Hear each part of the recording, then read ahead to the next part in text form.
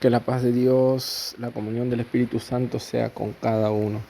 Quisiera compartir con ustedes una oración y una oración bíblica que hay dos oraciones que son muy impresionantes, que es tan linda de leerla, orar y estudiarla, que es la oración del Padre Nuestro enseñada por nuestro Señor y Salvador Jesucristo, y la oración de Segunda de Crónicas, capítulo 6, y llegando al versículo 36, la oración que hace el rey Salomón cuando consagra el templo. Esta oración, las dos oraciones, la de Mateo y la de Segunda Crónica, los religiosos no la pueden orar, no, son incapaces de orar. Son oraciones que un hombre natural, religioso natural, no puede orar. Son la persona reformada, persona nacida de nueva, transformada por Cristo, personas que tienen un corazón constrito y humillado, pueden orar esta oración. Es una oración sincera. Esta es una oración de una persona que reconoce su bajeza, reconoce sus errores y no tiene duda en presentárselo a Dios y acercarse a Dios con sinceridad.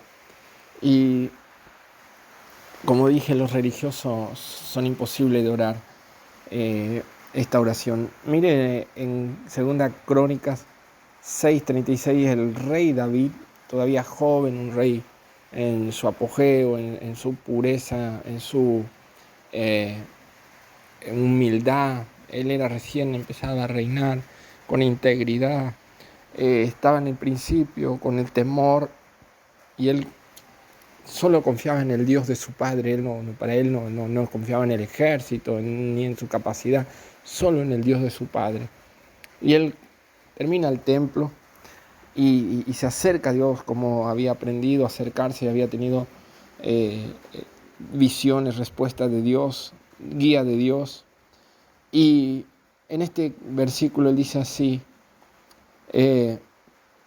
si pecare contra ti, pues no hay, si pecaren contra ti, pues no hay hombre que no peque. ¡Wow!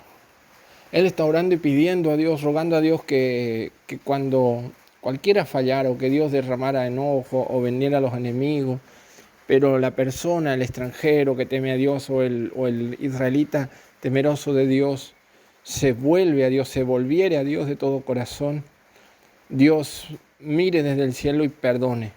Que toda persona que se acerque a Dios en oración, en cualquier parte que esté, pero que se acerque con un corazón sincero, Dios atiende. Él está pidiendo a Dios de esta manera, pero aquí él está reconociendo a Dios y dice así: si pecaren contra ti, pues no hay hombre que no peque. Y ahora, ¿qué pasa con el pecado? El pecado trae separación, distanciación del hombre con Dios. Dice, y te enojares contra ellos y lo entregares delante de sus enemigos, para que los tomaren y los llevaren cautivos a tierra de enemigos lejos. Y ellos volvieren hacia en sí, en la tierra donde fueren llevados cautivos, y se convirtieren y oraren a ti. ¡Ay, qué belleza! Eso estaba hablando de un pueblo, de una nación, pero hoy no es diferente. Todos nosotros tenemos que aprender a dejar la religión engañadora, que condenan a las personas que fallan, que pecan. No hago una apología de pecado. Ojalá todos guardáramos la fe en Cristo y estuviéramos al nivel de no fallar y no pecar. Pecar es fallar y pecar contra los principios de Dios, violar la moral de Dios, la moralidad de Dios, violar la ley moral de Dios. Pecar es cerrar al blanco, pecar es quebrantar los mandamientos. Y hay mandamientos en la Biblia que no son los mandamientos que enseñan los fariseos, los religiosos, las entidades religiosas que enseñan mandamientos como doctrina, mandamientos de hombre. Estamos hablando de la ley de Dios, que son muchos mandamientos, que cuando Jesús vino, Jesús luchó contra las religiones porque ellos quebrantaban los mandamientos de Dios poniendo mandamientos de hombres. Una ley humana, una ley de tradiciones y costumbres, dogmas. Y en esa ley Jesús vino a perdonar a los que estaban en pecado. Vemos cuando la ley, la religión, quiere condenar a una mujer que la encuentran en pecado. Y mire cómo es la ley. La ley hace asesión de personas, la ley es ingrata, injusta. Traen a aquella mujer y conforme a la ley mandaba, tenía que ser apedreada, pero no traen a la otra parte, traen solo una parte. Y querían condenarla porque eran patriarcal, la mujer no tiene derecho, no tiene voz, no tiene voto. Y Jesús no hace asesión de sexo, no hace asesión de persona, sea varón o hembra. El que peca y se arrepiente alcanza misericordia. El que vive en la gracia, ese tiene misericordia. No importa si es de qué clase social o de qué cultura, no de colectividad, no importa de dónde venga. Si teme a Dios y se arrepiente, vivirá en la presencia de Dios. Y traen a aquella mujer para condenarla. Y ellos, jactándose en su falsa moralidad, perdidos en su propia moralidad, creyendo que ellos eran justos a sus propios ojos, la acusan dispuesto a lapidarla. Pero ahí está el príncipe de paz, el eterno, el amante Jesucristo, el Cordero que vino para limpiar, para perdonar y para sacar el pecado y dar vida a la luz y la inmortalidad. Este Cordero le dice a ellos, luego de hacer algunas pruebas, le dice: el que está libre de pecado, arroje la piedra. Pero ellos, acusados por sus conciencias, porque todos tenían pecados escondidos, todos tenían pecado, pecaban de muchas maneras. La religión nos lleva a vivir en pecado, ocultando el pecado. Pero cuando nos convertimos a Cristo en la gracia, nosotros renunciamos al pecado y vivimos, como dice el apóstol Pablo, no andamos ocultando, andamos transparentes, somos carta leída, no tenemos temor, nada que nos acuse, porque somos sinceros y vamos al Señor.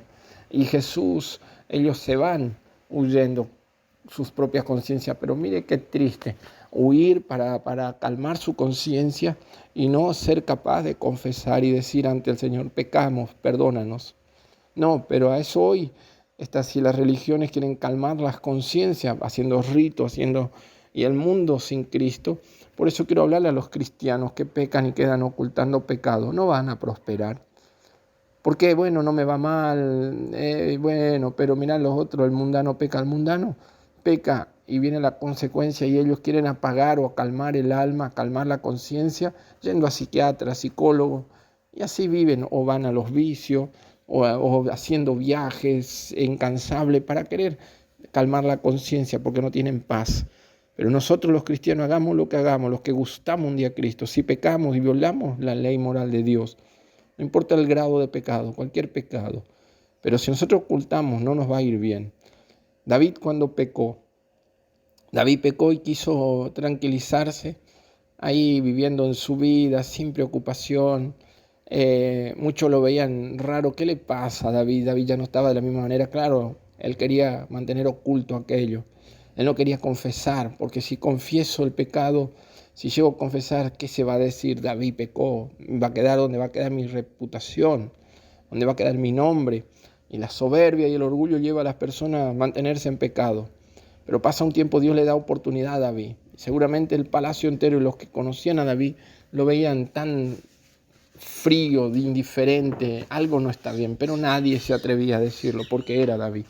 Pero Dios es grande en misericordia y Dios tiene piedad de nosotros y Dios envía por misericordia para que no se pierda David, porque Dios no quiere que nadie se pierda, sino que todos procedan al arrepentimiento. Dios envía su profeta, como en este día la palabra de Dios está surcando los aires y llegando a tu hogar, a tu casa, a tu corazón, a tu mente, no para condenarte ni acusarte, sino para traer en ti arrepentimiento y puedas reflexionar y que puedas hacer cuando David es confrontado por el profeta.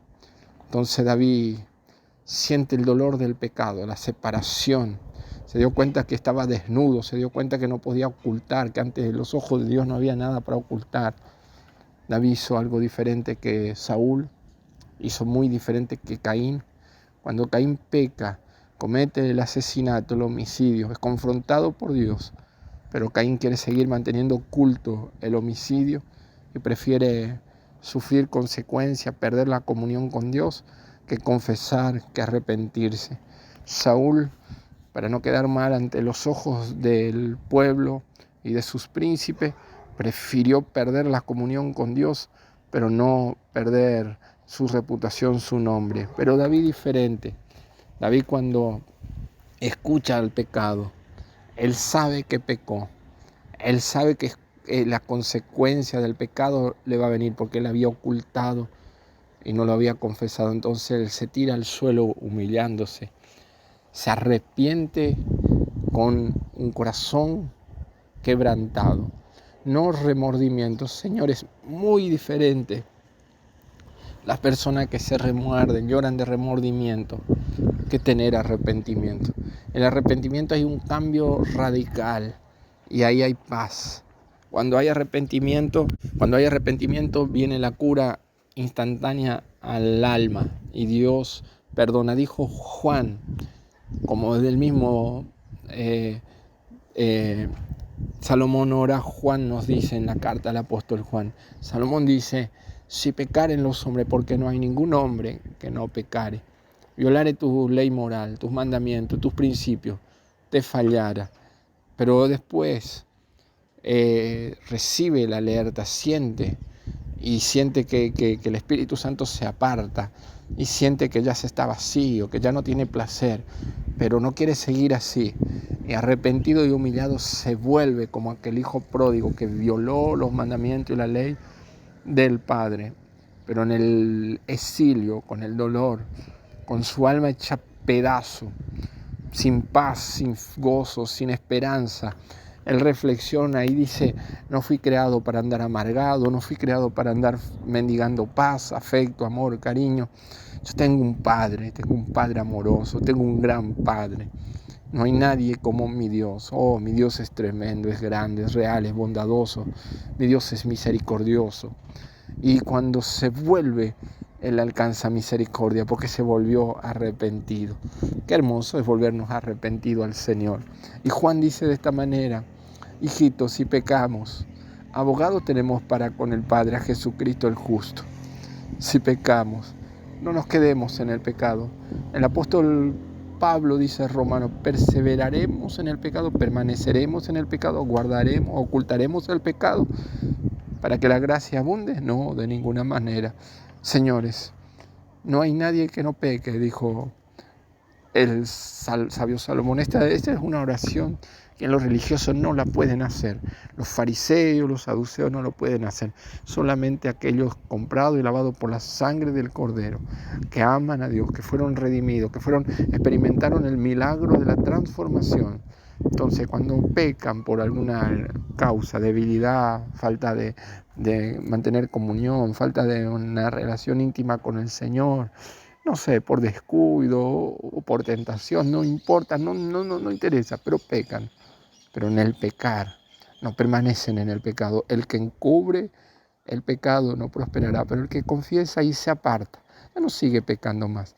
Mentía, no miente más, robaba, no roba más, fornicaba, no fornica más, adulteraba, no adultera más, no sé, buscaba excusa para no congregar, no lo hace más. Ahora hay un cambio total, es una nueva criatura. De ahí las cosas viejas pasaron, todos son hechas nuevas y puede vivir una vida de gozo como el Hijo. En la casa tuvo comunión con el Padre, tuvo fiesta con el Padre, tuvo en la mesa del Padre y se vistió con las ropas del Padre y se calzó con el calzado del Padre. Y el Padre le dio un anillo, le dio autoridad. Ahora, con este anillo vos podés tener crédito donde vaya, porque este anillo me representa, esta mi insignia.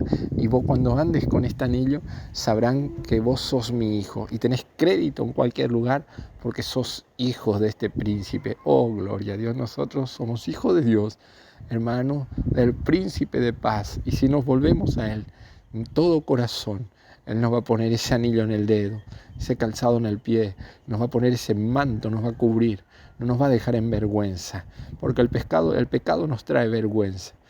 Cuando pecamos estamos avergonzados, como nuestros primeros padres, avergonzados, atemorizados, desnudos. Pero cuando venimos al Padre, Él nos viste, nos quita la vergüenza y nos da seguridad. Señores, sentía el anhelo, el deseo de hablarles esta palabra para que ustedes puedan recibirla en cualquier lugar donde están.